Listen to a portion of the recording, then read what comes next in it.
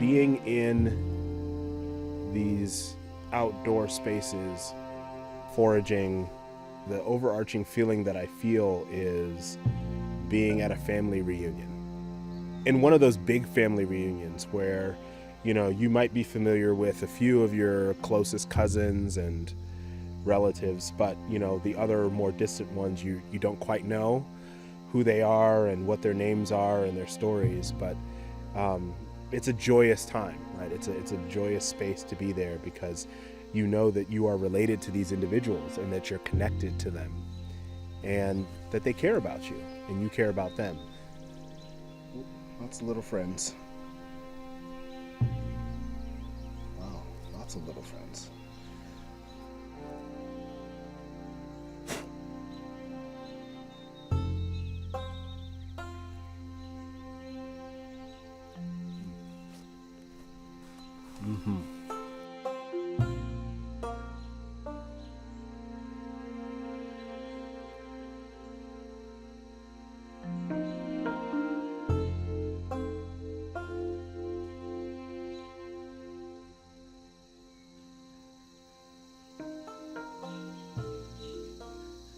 The natural environment of West Virginia has attracted people here throughout history.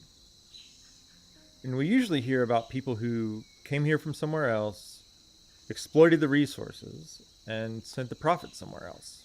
But when Jonathan moved here, he connected to this place in a way that was just so enriching for those of us who've lived here our whole lives. It's 3 right here. 3 for the whole tree, it looks like. Growing up in the suburbs in Maryland, he never thought he'd find himself living in central Appalachia. But through hunting and foraging in these mountains, he found community. And he found family here. And not just in the humans that live here.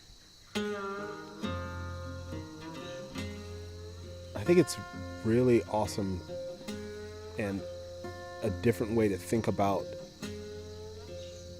my relationship with non-human relatives, to think about when to expect them, right? And so in the spring, in Appalachia, in West Virginia, thinking about foraging, the things that I am really excited about are ramps and morels, right? Getting out into the woods and, trying to see when is the right time, and is this the right time to pick those?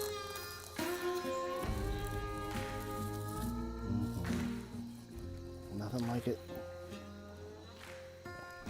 Nothing like it. I feel like that first one is like so key. It is, yeah. Yeah, where you see one, there's more. Jonathan and I first met because of our common interest in wild food. Almost right away, he started coming out to the farm, often with his family, his wife Audra, and their kids. And what stood out early on was the way that he stressed how we are related to these plants and animals we were harvesting. This is chickweed, right? Chickweed, yeah. That's a really nice one in the spring. Mm-hmm. And that's an idea that has guided the native peoples of these lands for thousands of years.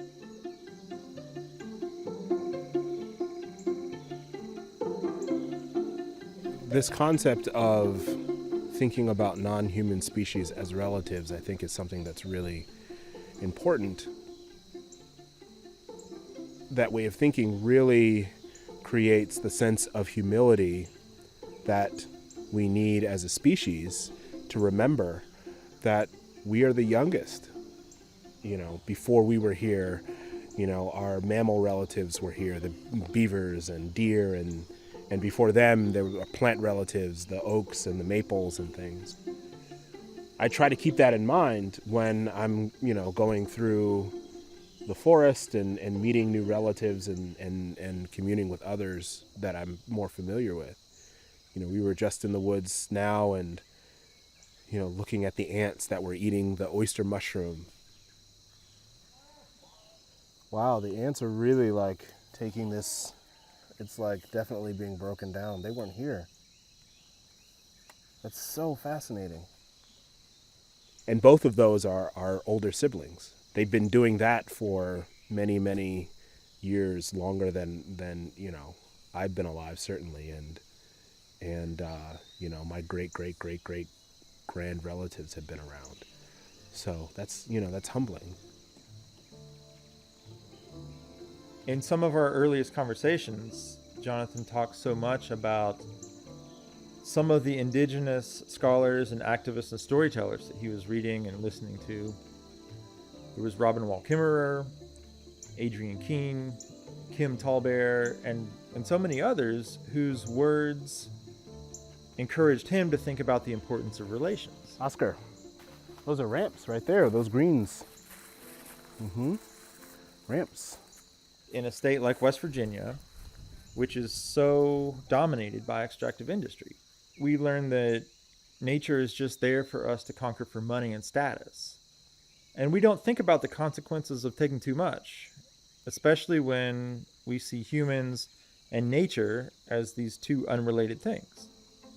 We're not going to eat those specifically. We're going to get some other ones to eat, okay?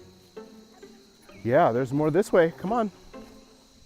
When we begin to interact and be sustained by our wild relatives, we have the responsibility to make sure that they are being taken care of in a way that we can keep coming back to them and that they can keep coming back to us. It's sort of like an antidote to greed.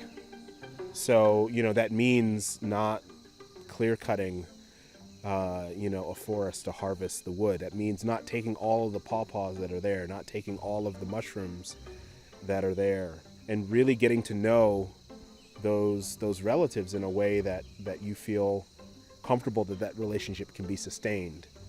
You care about the relatives that are sustaining you, and so you can't just liquidate their bodies and destroy their homes if you want to see them again, if you want to relate to them again.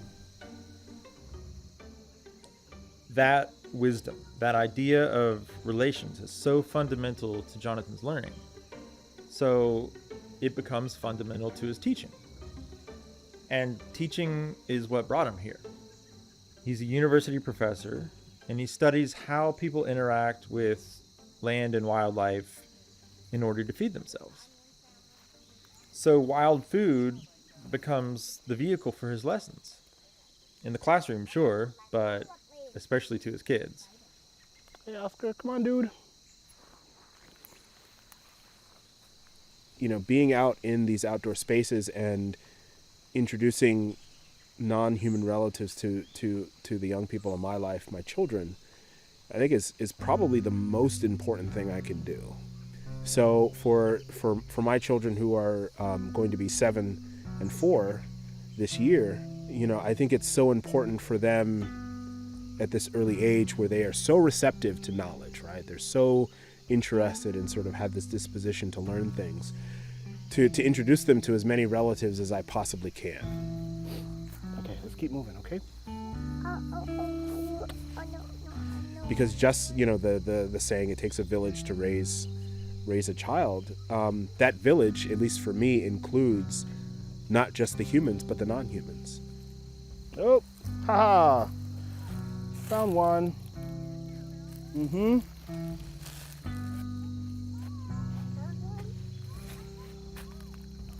I hold it? Not yet. Hold on. Being able to introduce these relatives to your children, you also learn things about the young people in your life, right? Simone, our eldest, our daughter, has an incredible eye. Oh yeah, nice job, Simone. And the fact that she enjoys that, she's like, "Oh, I spotted a morel," Yeah, it's really wonderful. I found it. Well done, Simone. How did you see it?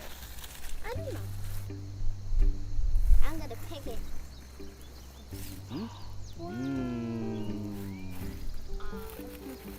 Good job, Muffin Hunter. Okay.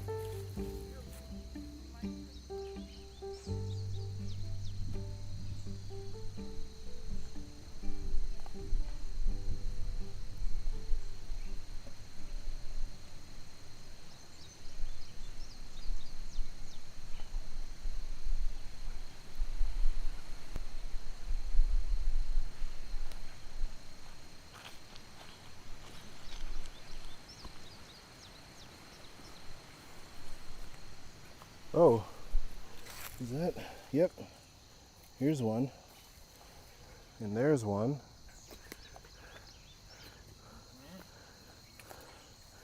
Oh yeah. Yep, there's a bunch in there. Pop, pop, pop.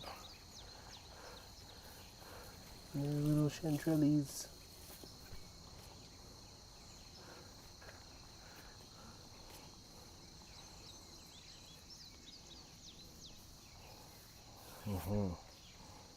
As much as Jonathan and I have in common, race has made us walk completely different paths to hunting and foraging. So beautiful. Oop, spider.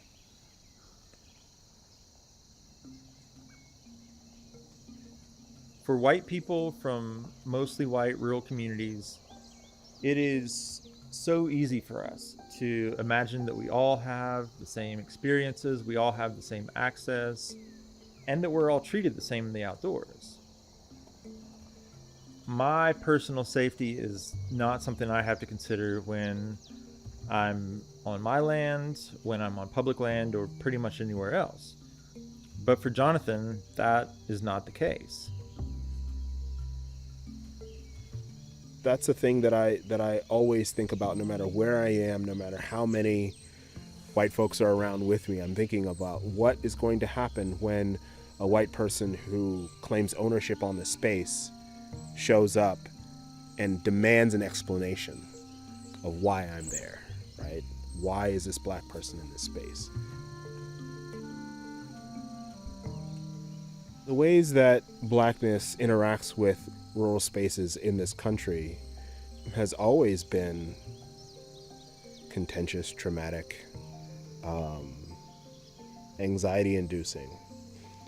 Even when, out in the woods and experiencing things and having a joyful time, my consciousness about people who I don't know showing up in that space is always there. We were up on the hill a couple of times, and there's a fence there, right? And one of the thoughts that I, have in my head is, what will I do if the next person over rolls up on their four-wheeler and my white friends are not in view, right? And this person rolls up and sees a black person who they don't know, right, in their space. Like, what am I going to say? How are they going to react? And then how am I going to try to de-escalate the situation so that I can make it out of this space? And all of that thinking has this long, really sad, tragic, awful history attached to it that collectively as a American society we haven't really reconciled.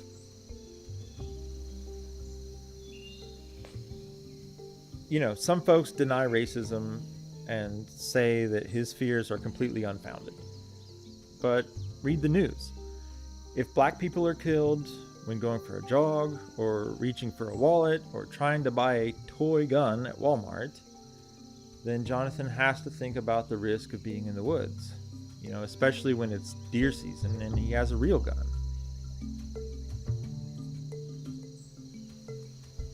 There's a lot that goes into being a person who's not expected into a space to get into it.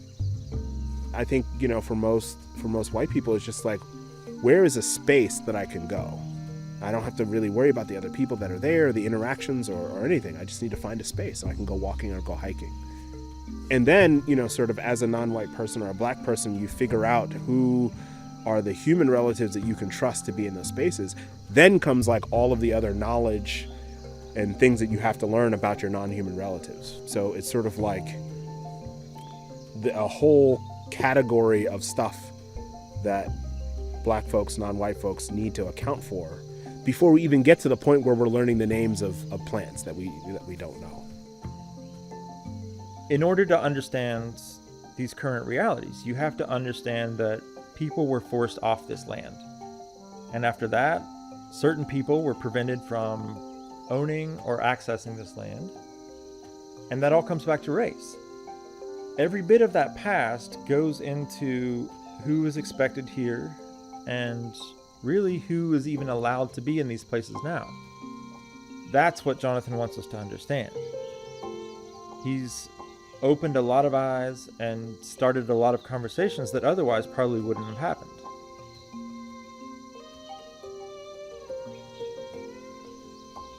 What I'm teaching my children, what my parents taught me, what my grandparents taught my parents, is that, the cost of not understanding those dynamics, the cost of not understanding the consequences of history, the cost of thinking that people look at you through a colorblind lens could be your life.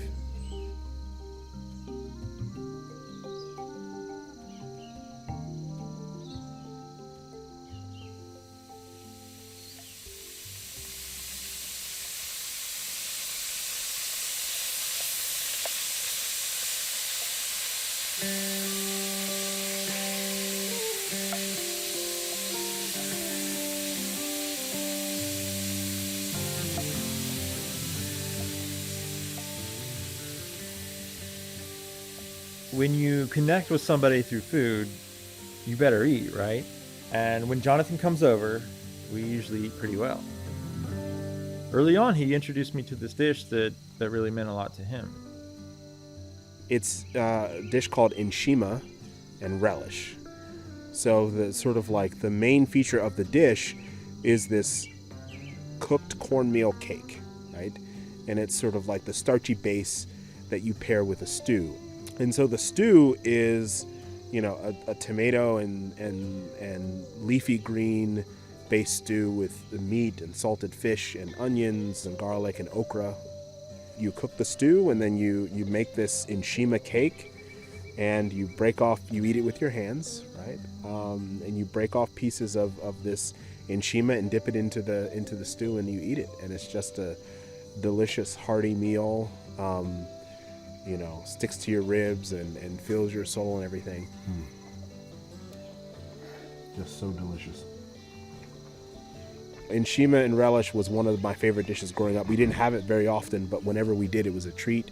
We would sit on the floor, we would eat with our hands. It's a really special meal. It's a dish his parents learned to make when they lived in Zambia. And I could really feel that personal significance when Jonathan talked about enshima and relish and all it represented for his family. Both my mom and dad moved to Zambia, I think in the early 70s, and it was a really great time for them. My mother talks about how it was one of the happiest times in her life. Hello. Hey, Mama. Hey. Hey.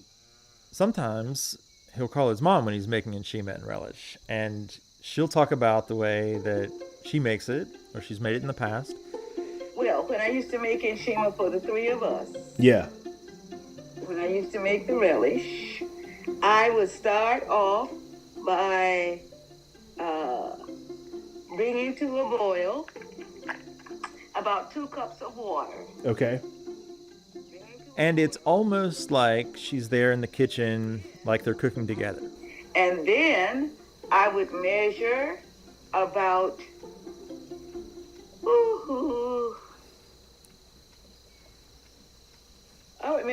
almost a cup of cornmeal Okay. into a measuring cup and put enough water in that to make it into a mixture. Okay. Pour that into the boiling water. Okay. Okay, son. And I think for my parents, the food was one of the things that endured of their experiences that they could bring with them, right?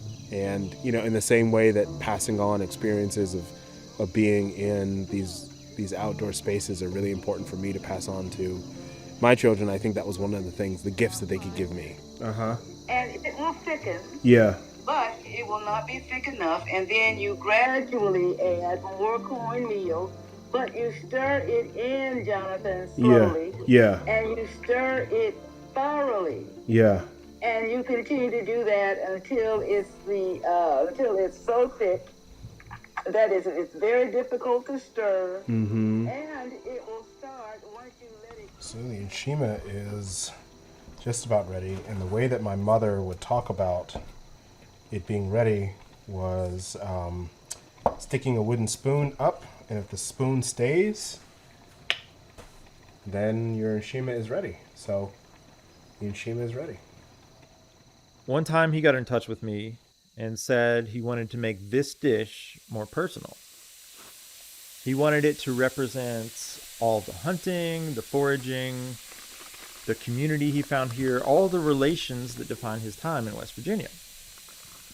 I think that, the idea came from wanting to embrace Appalachia, West Virginia, in the ways that brought me joy in understanding this place. And of course, that was, this place will always be the place where I learned how to relate to my non-human relatives, right? In a really meaningful way. But then I think also it was an opportunity for me to express the gratitude that I feel for all the people who've allowed me to have this experience, right? The folks who I've hunted with and gone out and been on their land and done those things, who've taught me so much about, what it means to be in good relation with the environment here, I think is a really special thing. So yeah, there's just so much wrapped up in this.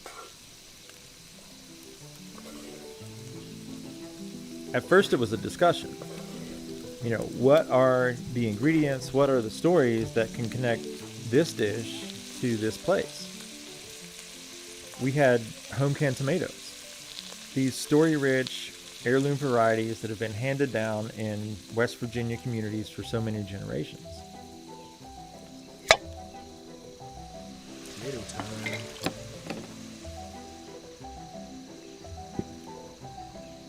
And you can't have Nshima and relish without the Nshima itself, which is made from corn. So that was actually the first thing he asked me about. Can we make this dish with bloody butcher corn? The interest in being able to make the Nshima with bloody butcher corn was sort of like an anti-colonial sort of step, and to sort of like be conscious of this important plant that was, so much the agricultural and in many cases the economic backbone of many indigenous people here on these lands. Shelling this corn makes me think about the hands that spent a lifetime doing this. What do those hands feel like? What do those hands know about this process and the care that goes into taking care of members of the family by taking care of members of this family, this relative, this corn relative. If this dish is going to be meaningful, and it's going to be local, and it's going to be sort of paying homage to the humans who sort of created this space, then we need to think about the first humans who created this space for all of us. And, cooking this meal in Appalachia, and using a variety of corn that was cultivated here, again, like grounds this meal in this place.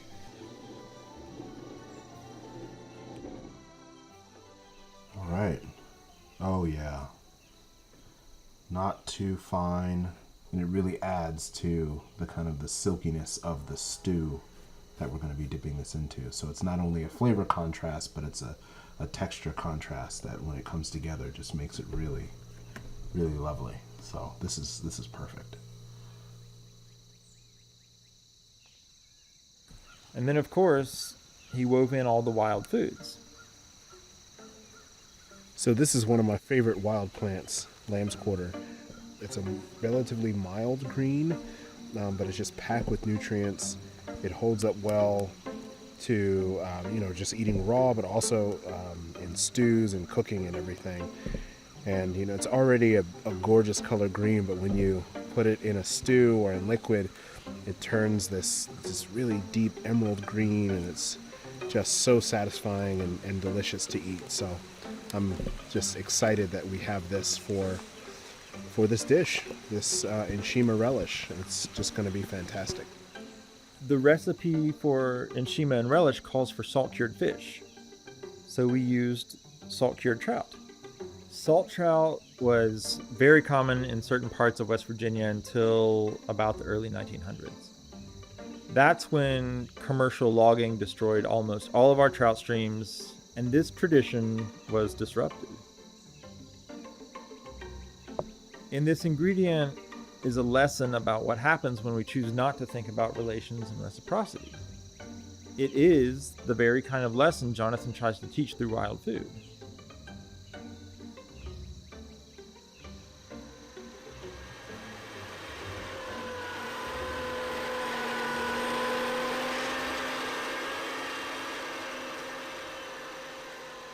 For the sausage, we ground venison we harvested, and we made our own. In that part of the stew, there is so much significance for Jonathan, but also for me because of those very different journeys that led to us hunting together.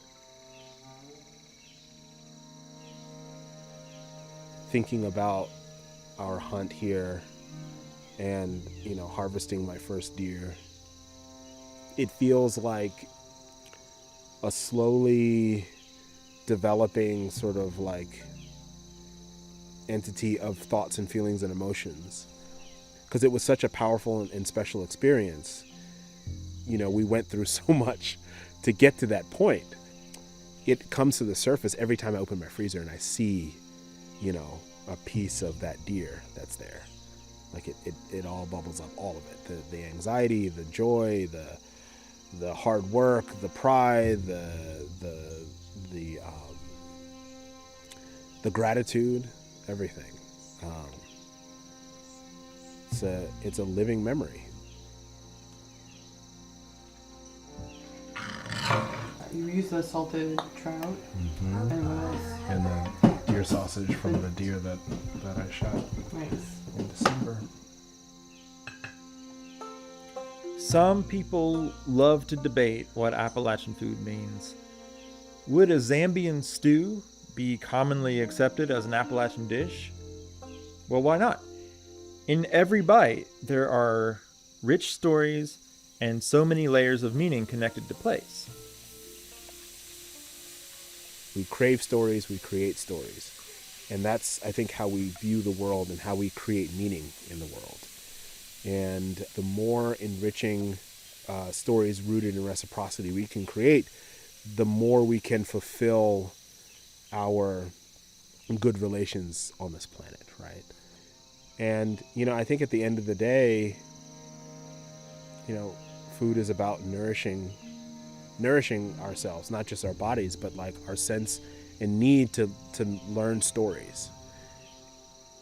Jonathan's reverence for his many relations, for family, his respect for this place, for its people, for its past, all of those ingredients have been stewing and simmering for such a long time to make this possible. For as long as I'm alive, cooking this food will automatically make me think of my parents. All of the stories that I built up over my lives with my parents. And even, the stories that I've received from them secondhand where I wasn't there to experience them.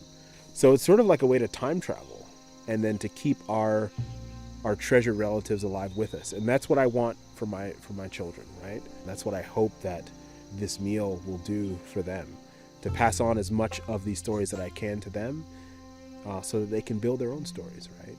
For them to value Nshima and then maybe make it in a different context, wherever they might be, in ways that are enriching and meaningful to them.